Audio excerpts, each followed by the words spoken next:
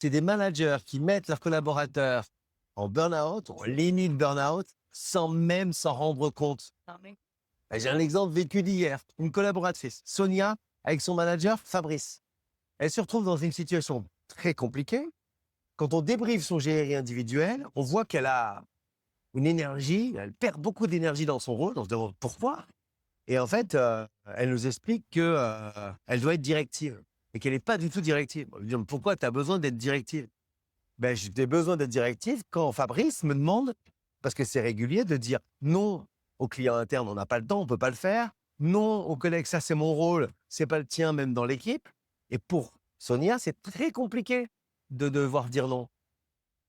Alors Fabrice, son intention était très bonne. C'était justement de faire en sorte que Sonia n'accumule pas les différentes missions et qu'elle arrive à faire tout en temps et en heure. Donc il lui dit ça dit non, ça dit non. Mais pour elle, c'est très compliqué. Donc, lors du GRI collectif, on a fait le GRI individuel, lors du GRI collectif, on se rend compte de cette problématique. Et Fabrice se rend compte qu'effectivement, il met Sonia dans un corner pour appeler un chat un chat.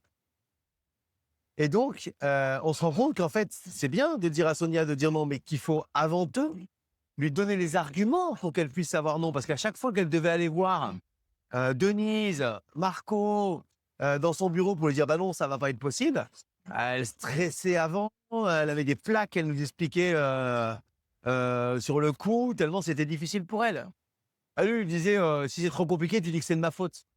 Et ça, Sonia, ça lui allait pas du tout. Sonia, elle a pas du tout envie de mettre non plus Fabrice en porte-à-faux, son manager, donc elle veut mettre personne en porte-à-faux.